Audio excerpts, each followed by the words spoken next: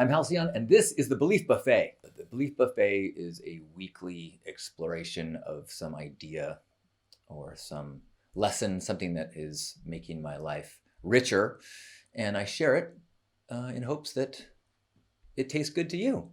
But it's a buffet. I just put it out there, have a taste, chew on it a bit. If it tastes good, keep chewing and swallow it. If it doesn't resonate, spit that out. No pressure. Today, I want to talk about some of my favorite things. Here are a few of my favorite things. I do talk about myself a lot, but now I want to talk about myself in the things that I have been ingesting, that I've been enjoying. Specifically the media, the music, TV, etc., that I have found to be just so incredible. I don't know if it's that I am becoming more appreciative. My gratitude practice just has me going like, oh, that's so awesome. But I feel like the opportunities for media and entertainment right now are unbelievable. Like when I compare it to like the sitcoms and the movies that I watched when I was a child, and I look at the TV, the music, maybe not music. There's pretty, I did grow up in the 90s, so, that's pretty good music. But when I think about the things that I watched at night on television versus the things that I'm watching now, I'm like, wow. And it doesn't just say that everything on TV isn't great. There is a lot of terrible things. But the caliber of writing and acting and the production values of some of the things are just so good. So I thought today I would share some of the things that I'm delighted by. And I'll start with music. I recently became aware through Carrie Boberry of a band called Big Wild. And the song that I first heard was Turn Sixes to Nines. But this whole album that it's on is so amazing. It's so rich and uplifting. It's electronica and beautiful voices. And the lyrics are uplifting. And they even have some newer stuff that's kind of political and really responds to the media disinformation that we've been having. And I just find like, when I love dance music, but so often when I'm listening to dance music, like the recurring, sample lyrics talk, ass up, look at that butt, or just things that I'm just like, is that really what I want to be listening to over and over and programming my brain with? So Big Wild is my new favorite music. I am listening to it on repeat, and I hope you enjoy it too. You can listen to it all on SoundCloud, but I encourage you to Bandcamp it and send some money their way to vote with your dollar for some people who are making beautiful, beautiful music. Okay, next is books, or a book that I'm just so impressed with. And really, you're not going to be surprised. It's Brene Brown. Brene Brown's The Gifts of Imperfection. And really anything by Brene Brown is so good. She is so good. She's so good. Whether you watch her Netflix special or her YouTube videos or her TEDx or her TED Talk or any of her books, her work on shame and the impediments for happiness. But her book is so much more than like The Gifts of Imperfection. Yeah. But it's so much more. It's about what we require to be happy. It's about the things that we sacrifice in terms of our authenticity to try to fit in and to be accepted. And her demeanor is so human. And she brings to it research as well. So there's topics that, I have been talking about and thinking about and teaching for many years, but she wraps it in personal experience as well as research. So there's this weight to what she shares that I can't recommend it higher enough. As soon as I finished listening to the Audible, I started listening to it again. I just put it right back in. I'm actually, I have a book group that we're going through it with, and it's almost difficult to talk about because everything I go, yes. So thank you, Brene Brown. Oh, you are a treasure. Okay, next is television. And, I'm not going to say I don't have a television because I have a TV and I have Netflix and I have Amazon Prime and I have Apple Plus, and I have HBO. Look, it's COVID time. I feel like it's okay to splurge on media. I also pay for YouTube Red so that I watch YouTube without ads, which I think that is maybe the best spent money on a subscription that I do. And I really recommend anytime you have the opportunity to pay to eliminate ads and remove the constant marketing voice that builds up in you, it is so worth it. It's like, I think it's 10, 12 bucks a month or something like that. But, you know, I forget how wonderful it is until I actually get logged out and I start to, you know, watch a video and I get thrown some annoying pitch before, during, and, you know, after I'm watching some video. So of those media things, first let me talk about television shows. And the one that I cannot stop talking about is The Good Place. I started watching it years ago and been watching it through Netflix, and they just released season 4, which is the final season. And without giving away too much of the show, it's about heaven.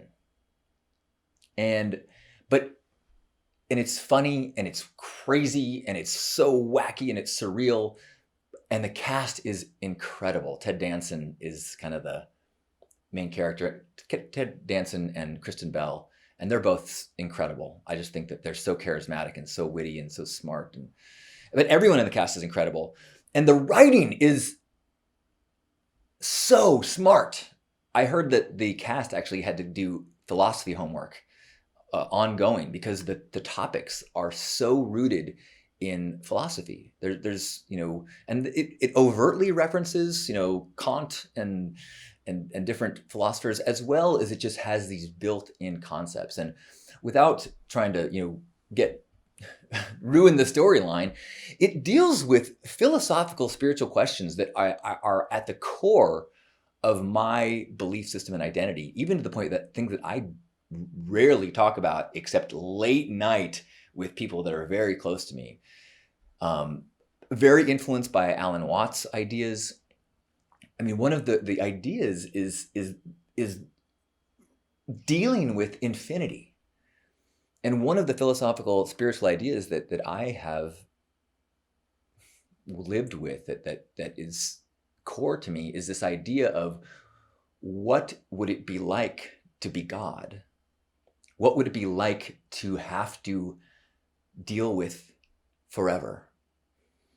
And while, you know, when we live a mortal life, the idea of living forever might be appetizing, but I think it's the most terrifying thing I can imagine.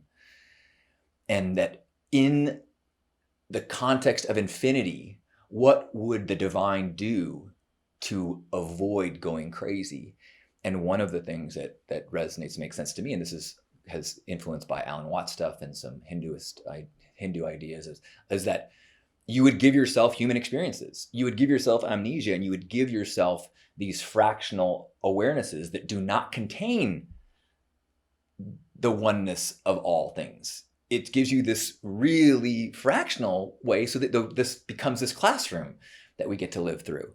And so this idea that this sitcom is really wrestling with the idea of infinite consciousness and forever and the potential, you know, horror of that. And I mean, it's mind-blowing that this is a sitcom that will make you laugh and then make you cry. The last season, I was crying and laughing, joyful tears. So cannot recommend it high enough. The Good Place, so good. I've talked to a few people that felt like season 2 or so, they got a little bogged down, but I urge you to just get through it and get to the end. It is Am I not being clear? Yes, I loved this show. I will also recommend, in the opposite direction, The Boys on Amazon Prime. It is kind of the opposite. It is an extremely dark and violent superhero universe where what would happen if superheroes who were basically invincible did not have the moral anchoring that we see in so many of our superhero stories. What would happen if you were unstoppable and maybe traumatically fucked up in the way you were raised, and then how do you deal with the ability to in it's really dark and really violent, but it's also smart, and it takes on these kind of moral philosophical ideas in ways that can really disturb you. So I recommend watching these at the same time so that you can watch an episode of The Boys, and then before you go to sleep, watch an episode of The Good Place, that you can be lifted up and not have your mind, too sullied by darkness. Okay, and the final TV that I will recommend is Queer Eye Season 3. It's always been a good show. It's always been uplifting, but some of the episodes this season, there's one where they help out these sisters that run a barbecue shack. And it is so much more than a makeover show. It is this life transformation. And, at times the fabulous crew is a little cartoonish, but the sum of it, the heart, the sincerity that comes through, and the way people show up in a vulnerable place and listen to them and confess their struggles and their fears, and the way that the Fab Five escort them through these fears into new ways of seeing the world, and the way that transforms their lives. It's beautiful. It's really beautiful. So highly recommend the new season of Queer Eye. Okay. And then, just a couple other, YouTube videos that I've gotten super happy by and listened to and watched multiple times recently. My new favorite one is a video. It's Kevin Hart on the Joe Rogan show. And it's animated by a channel called After School with a K. If you're not familiar with After School, it's brilliant. They take incredible talks and then illustrate them and animate them and do doodle drawings as it's happening.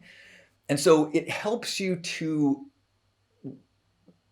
make concrete these sometimes beautiful heady ideas, because you get to see these visuals and graphics that it's not necessary. I mean, the talks themselves are powerful, but with the visuals, it sometimes can keep your mind really engaged as it takes you through an idea. And this one with Kevin Hart is about optimism, and it's very similar to some Crapper Cone ideas, and the value and the power and the importance of choosing to avoid getting pulled into negativity, and how tempting that can be, and how some people do it, and how Kevin Hart is a master at seeing what's beautiful, and then his commitment to only giving time to people that strengthen his bubble around keeping the negativity out and promoting the positivity, not in an ignorant place, but in a, hey, we have a limited amount of effort and time. Let's not waste it, and let's really find the teammates that are going to create our visions of beauty and love and connection in the world.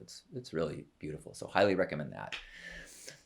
And then anytime you are in search of something, just search for Alan Watts.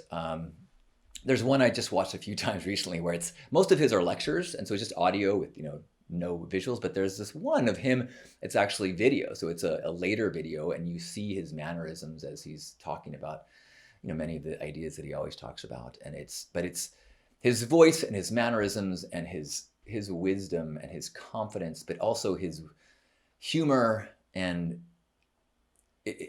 no one has impacted me more than Alan Watts. And so when in doubt, search for Alan Watts. If you another way to do it is you do Alan Watts Chill Step, and there are people who have these long music mixes that they sprinkle in stories and quotes from him, and that's a great way to do stretching in the morning, is listen to Alan Watts Chill Step.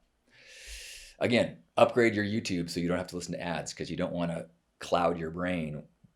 Keep it pure. Yeah, so those are the things that I've been so happy by, and I've been trying to share with anybody that I can. I'm actually going to send that out to my newsletter group. So if you're not on my list, you can still sign up at list.hugnation.com, and I'll have all these links in it. And yeah, if you are watching something or have been exposed to some show that you just find to be so brilliant and so wonderful, please let me know in a comment or send me a note. I think that there is great media out there right now, but there's also so much media out there, and it really requires some discipline and maybe some curation to find the things that are worth our time. So I hope this helps you, and I hope that you are using your time wisely, especially taking time to get away from the computer and out into nature and out into the world. Beck and I have started doing Tuesdays are Get in Touch with Nature Day. And in fact, the Hug Nation gratitude circles, we have that idea too. That just like sometime on Tuesday, get out into the world and appreciate nature. And then when you can, when it's time to give gratitude on Wednesday, you can be like, oh my gosh, look at this pine cone. Or check out this rock. Or my gosh, I was so blown away by the leaves this weekend or this Tuesday. So as long as you're appreciating your world, you're doing it right.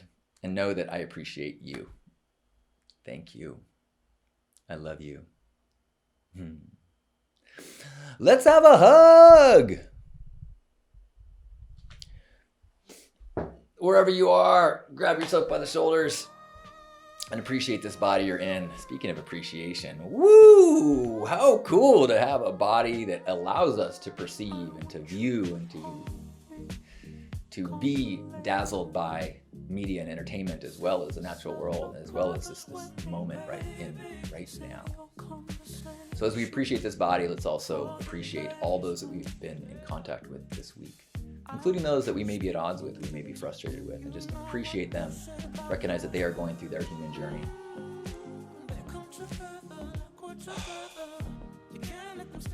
So let's forgive them, and let's forgive ourselves, and let's just be appreciative and grateful for the human experience that we're all having. So let's take a deep breath in, give a squeeze, and feel me squeezing you, and you send out a squeeze to me and to all those that we are connected with. On behalf of Grandpa Caleb and all of you Love Warriors, happy Hug Nation. I love you.